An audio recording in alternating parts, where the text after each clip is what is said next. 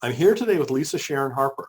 Lisa is the founder and president of freedomroad.us, a consulting group dedicated to shrinking the narrative gap in our nation by designing forums and experiences that bring common understanding, common commitment, and common action. Lisa is the author of several books, including Evangelical Does Not Equal Republican or Democrat, Left, Right, and Christ, Evangelical Faith in Politics, and the critically acclaimed The Very Good Gospel, How Everything Wrong Can Be Made Right, which was recognized as the 2016 Book of the Year by Englewood Review of Books. Her new book is Fortune, How Race Broke My Family and the World and How to Repair It All, coming out from Brazos Press. Lisa is a columnist at Sojourners Magazine and serves as an Auburn Theological Seminary Senior Fellow. Her writing has appeared in many national publications, and she has appeared on many national TV networks. In 2015, the Huffington Post named Lisa one of the 50 powerful women religious leaders. And in 2020, Lisa received the Bridge Award from the Selma Center for Nonviolence, Truth, and Reconciliation. You can learn more about Lisa at freedomroad.us. And I also need to say that Lisa has graciously agreed to write a chapter in her upcoming second book in the How to Heal Our Divide series. So very grateful for that. Lisa, thanks so much for joining us, and congratulations on all your amazing work. Thank you so much, Brian. I mean, it is really, truly an honor to be with you in conversation today and also with your listeners. Thank you for inviting me. Oh, absolutely. I have to say that the book launch team and process that Lisa's putting together is one of the most impressive I've seen. And I deal with a lot of different authors. That does say a lot. Wow. And so I just, I think it speaks volumes, quite frankly, in terms of people's view of you and view of Cube collaborating with you. So congratulations on that. I just think it's phenomenal. Thank you. Appreciate that. So before we get started on all that, can you tell us more about your background? Because you've had so many interesting experiences. Well, it's funny. I mean, people ask me, okay, so who are you? And it's funny because even before I wrote Fortune, I would always have to go back and say, I am my ancestors. I mean, I am because they were, and you won't know me if you don't know them. And so I have to introduce you. Who am I? I am the 7 times great granddaughter of Fortune Game McGee. My likely 7 times great grandmother. She was indentured in the early 1700s, born in 1687. Indentured because her mother was white and her father was an African man. Her mother was Ulster Scot and her father was most likely from Senegal or Mali or Guinea. He was right from that region where the three meet. And of course, there were no nation states back then. So basically, he was from that area, that land. But she was born at a time that was only 23 years after the very first race laws were ever crafted on American soil. And those race laws were created in order to deal with the perceived problem of mixed race children that were being born of these mixed race unions. Now, the unions that they were trying to, the problem they were solving for was Ulster Scot women, English women, Irish women who were coming over as indentured servants, serving alongside enslaved Black men, falling in love with them and getting married to them and having children.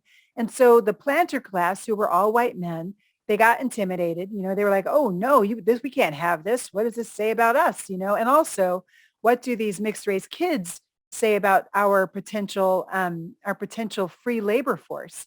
Because now they're white as well as Black. So are they free or are they enslaved? And that all hadn't been worked out yet. So that first race law in Maryland, the very first one was in Virginia 2 years earlier, but the first one in Maryland, this is what they declared. They said, if a white woman marries an enslaved Black man and has children by that man, then she herself shall become enslaved to her husband's master for the length of her husband's life until her husband dies.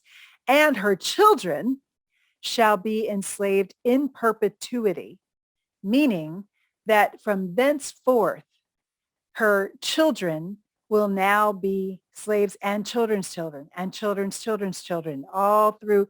If if their mother, if they could trace their lineage to a white woman who married a black man, they shall be enslaved. So it doesn't take a genius to then know that, you flash forward a few years and the same legislature comes back clutching their pearls because they realize that this unintended consequence, according to some might argue it was intended, that planters began to force their indentured white women to marry enslaved black men and then populate their plantations with free labor by giving birth to children and who would then be enslaved in perpetuity. So they changed the law. And by the time that fortune was indentured, it had been changed a few times. And under that law, it was the bottom line was fortune's mother was white. And so therefore she could not be enslaved. That was a whole big thing that I do talk about in chapter 1. How did that happen?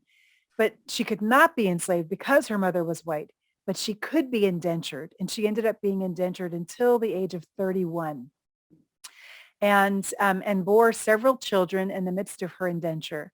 And those children then were then indentured because that was the law. It wasn't just that she would be indentured, but her children would be indentured for 31 years if she bore an illegitimate child in the midst of that indenture.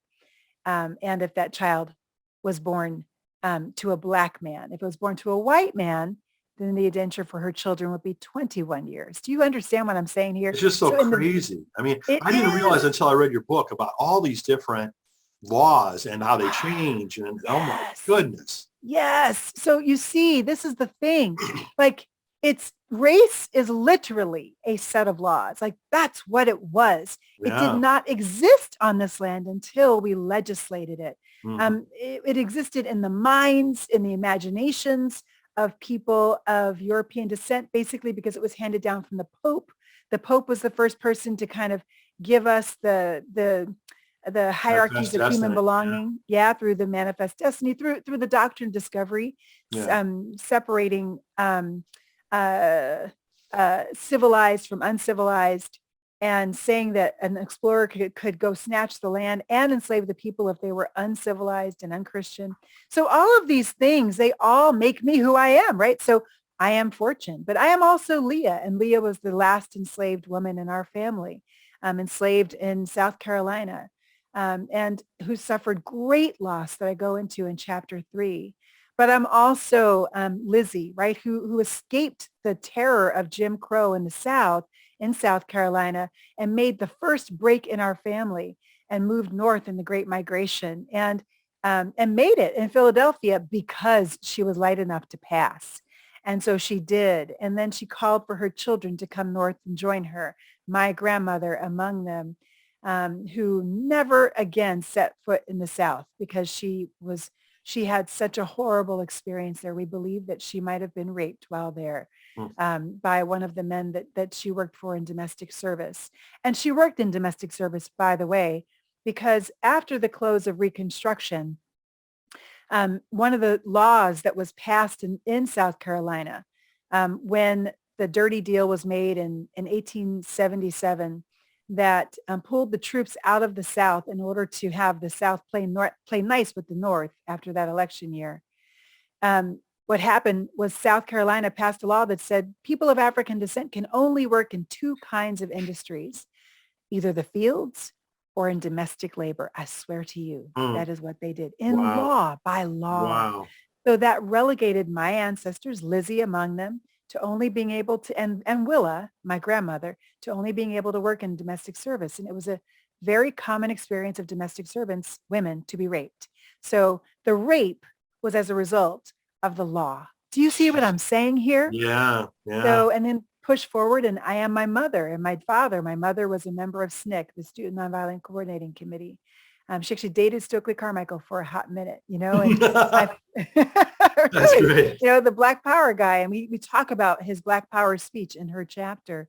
And my father went to core meetings and kind of tested it out, but he's an artist. And so he was a photographer and for the Black theater scene. And my mom, became a psychiatric nurse and put herself through school. So I am all of them, and I am me. I became a Christian in the midst of an evangelical Christian in the midst of the rise of the religious right. The people that I was associated with were not particularly political, except that they made it very clear I had to become a Republican in order to be Christian.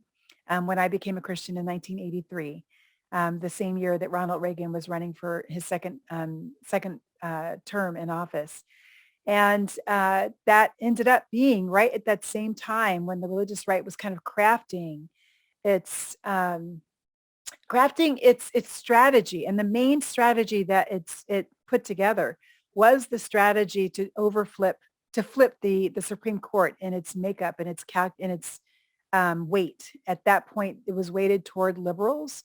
And they said, we can't win with liberalism being in the court. So we have to make it a conservative court. And the reason why they were so concerned with that is because they had just spent the last 5 years, maybe even more than that, fighting to maintain pure white space on Bob Jones University campus.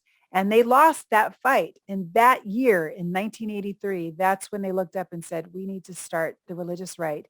And what better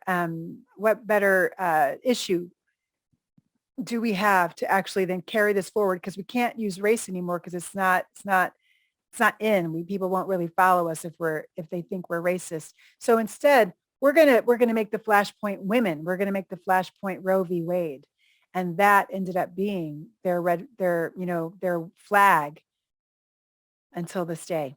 Yeah, yeah, no, the progression is just abominable. I mean, going all the way back to, the 1600s. I mean, Yeah, and that is the progression of my book yeah. Fortune, because it's simply my family's story. And when people say that, well, all that's history, all that's done, we shouldn't even, think about that. I mean, come on. And it's like, it's still happening today. I mean, I know you talked with me earlier about the whole voting rights situation. Oh my How many goodness. states, are legislating to decrease the vote, and Yeah. particularly decrease minority vote. Yes, 19 states have passed voter suppression laws, explicitly voter suppression laws that have taken away almost all or all polling places in Black counties and Black cities. Only left one, for example, the one, I believe it was in Tulsa, where they literally had no voting stations, no polling stations in Black communities. All the Black communities had to commute basically, if they could, to white areas in order to vote. That's apartheid. That's what that Yeah, is. yeah. And that is literally it's being legislated all over the country, not the least of which in Texas and Georgia and places like that. Places where the vote is really in contention right now because the population is changing. Mm-hmm. So, we think of racial inequity, we think of racial injustice as being something of the past if you're not like listening to the news every day. But friends, it is present. It is present because the same machinations, the same motivations are present today that were present in 1664 when they Absolutely. passed that very first race law. It's always been about one thing, Brian. One. It's been about maintaining, actually first securing, and then protecting, and then maintaining white male dominance. That's it. That's literally it. And It's all money. about power. Dominance and money. That's it. That's it. Mm-hmm. That's what it's Mm-hmm. always been about. That's what it is right now. So the work that Fortune calls us to is the work of telling the truth about that, Mm-hmm. telling the truth about what really happened, and then redoing the work of repairing what this hierarchy of human belonging that we call race has broken in the world. Mm-hmm. And then finally moving into the work of healing from all of the trauma that it has laid on our backs. Well, it's, unfortunate that we have to do all this, right? I mean, but it's fortunate that, people like you are stepping up to do it, to tell the stories, to get a lot of us educated, quite frankly. Yeah.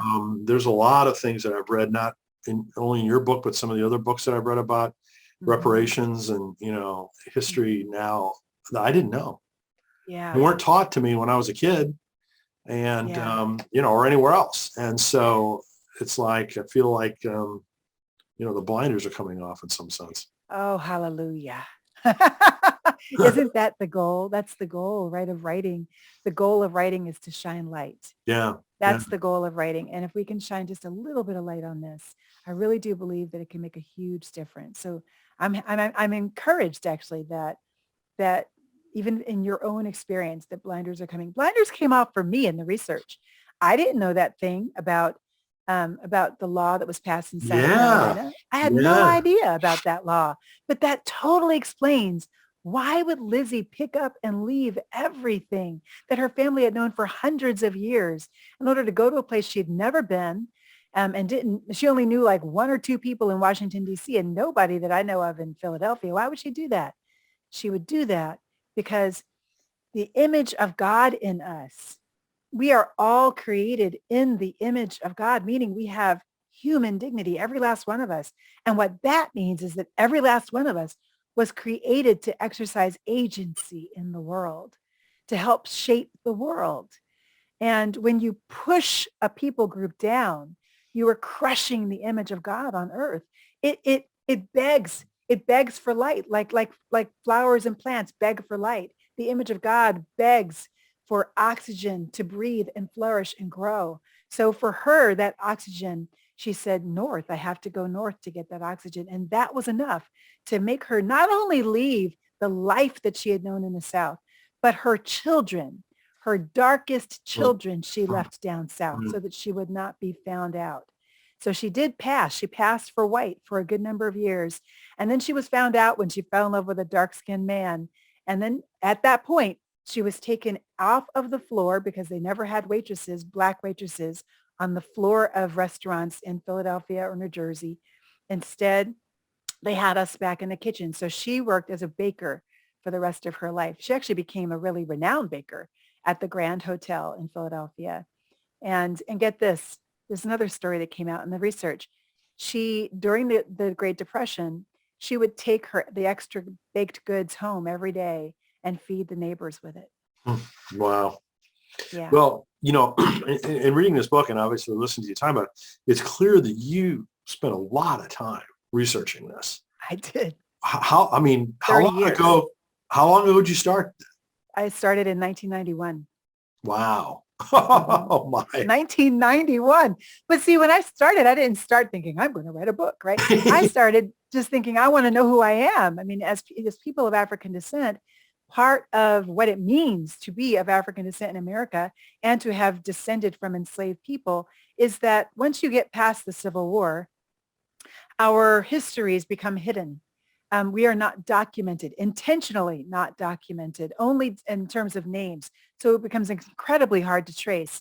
So I grew up for the first 21 years of my life, kind of only knowing my grandparents' names, not knowing anything beyond who my grandparents were and not knowing much about them because they didn't talk about it because it was too traumatic for them to talk about. I also knew Alex Haley's story really well because I watched Roots a million times. So Aunt Kizzy became my Aunt Kizzy. It was like family by proximity, by Yeah, proxy. yeah. So I wanted to know though, who am I?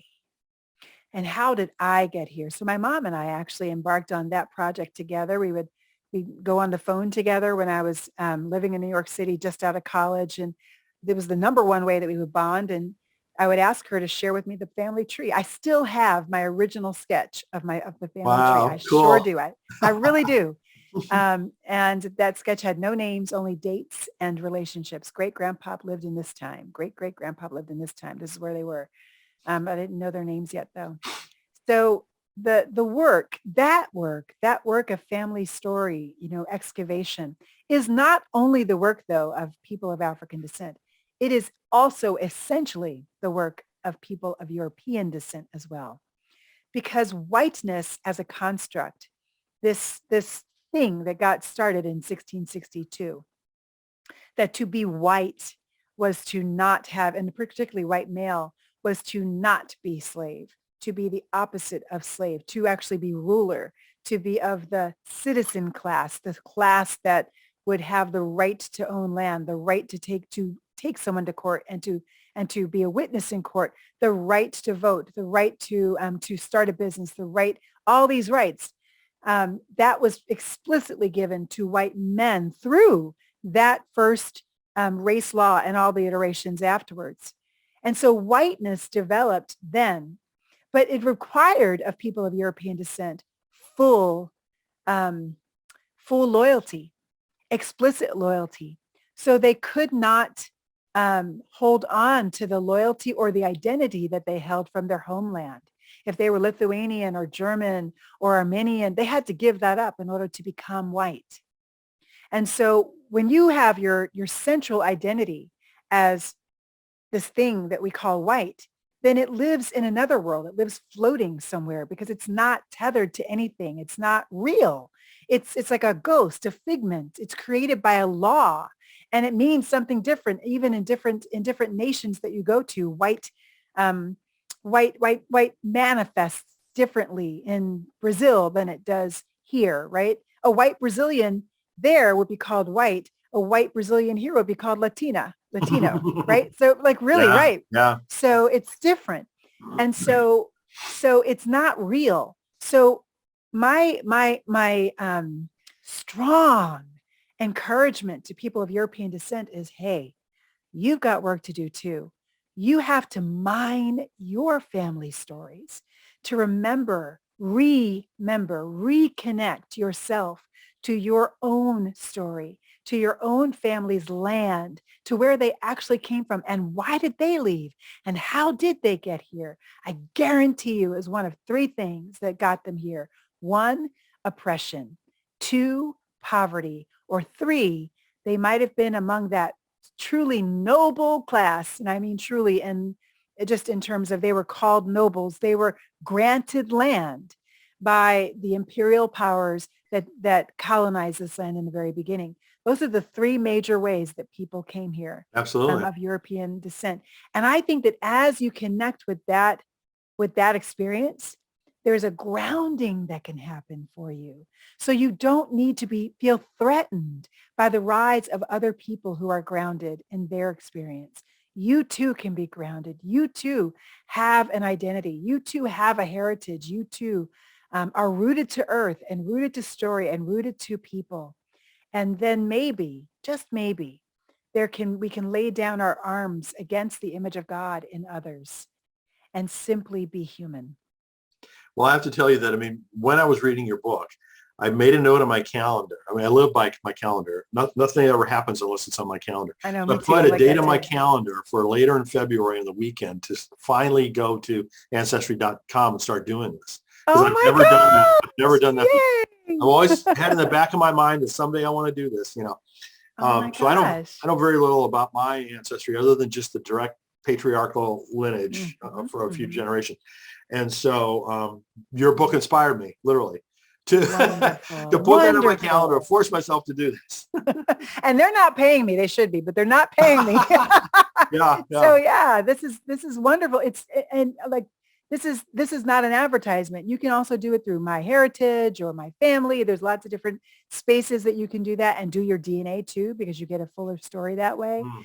There's a lot of ways that we can begin to be rooted again. We can begin to be reconnected to each other and through connection to our own stories. So congratulations on that decision. That's Well, fabulous. thank you for motivating me to do that. So Wonderful. the book is divided into three parts. Could you Mhm. explain to folks what those are? Yeah, totally. The first part of the book is all about the roots of this thing we call race and the roots of the hierarchies of human belonging in America. And it starts with Fortune's story. Fortune Game McGee, first American, as in American soil, born person in my family, 1687. It moves then to Lawrence, the Lawrence family, and their intersections, maybe with the Cherokee Trail of Tears, definitely with the Civil War, and the ways that that we see the roots of the racial construct borne out in that context. Then it moves to Leah, the last enslaved woman in our family. So then we mine the realities of enslavement and the costs of that, not only on Leah, but also on future generations. That's part one, the roots. The second part is on the degradation and the resistance. You might also call that the fruits of the construct called race. what was born out of those roots. So we then moved to Lizzie's story, the Great Migration, and also her story of incredible loss that led her to pick up and go. We see the story of Reynaldo y Anita. Um, Reynaldo and Anita are my great grandparents on my father's side, and they emigrated to America, to the mainland, from annexed Puerto Rico. So we go into Caribbean slavery because their line goes back through Barbados to Western Africa. So we talk about Caribbean slavery and what was that like, and also the immigration to America and how was that? What was that like? And then go to my mom's chapter, which is all about the civil rights movement because she was a part of that movement, and myself looking at the rise of the religious right and how that intersects with my story. Finally, in part 3, we're asking the question, how do we repair what race broke in the world? So we're looking at truth-telling, reparation, and forgiveness. Forgiveness for those things that can never be repaired, Mhm. like those communities that were broken up by eminent domain or by Indian removals. Those are things that will never be repaired. Um, if we hold on to them as people who were oppressed, who were colonized, if we demand that back, we will die demanding. We will die with a deficit in our souls. So what does it mean then for us to release those things that well, they cannot come back? And then to demand of God, okay, God, you ante up because God has cattle on 1,000 hills, right? And so God can ante up, and God can move mountains. So we can get our needs met. It just may not come in the way that we expect. So those 3 chapters close the book, and the ultimate call is for us to do now, to do what it takes to repair what race broke in the world. So it really is an amazing book. And Thank you. let me just read a couple of comments that other folks have made. Reverend Sure. Dr. William Barber says it's brilliant. Kirsten Power says, Harper is one of our nation's most critical voices on the issues of race, gender, faith, and justice. Mm. And then Jen Hatmaker says, Lisa tells the whole truth of our historical existence as a nation, built upon racist structures, ideologies, and laws. And it's like, yep, that captures it. I mean, that's a really good, succinct description, of your book. I think so importantly, with all of the personal stories, the ancestral stories that you wove through it was just really compelling, quite honestly. Thank you. Appreciate that. It was a journey, a true journey of research, and then also the writing. The writing, you have to go back into it and actually kind of live it. And that took on some level great faith. I had to call my friend, literally my best friend, and ask her to pray me through writing some of those chapters. So Mm. it means a lot to hear you say that. Thank you. So, as I mentioned in the beginning, I mean, your launch team is just amazing. You've got all kinds of events and things coming up. Do you want to just say a few words about, some of the things that Sure. are planned for the rest of your launch? I am so excited. So the launch is actually happening over the course of February, Black History Month, and we have creatively dubbed it Black Fortune Month.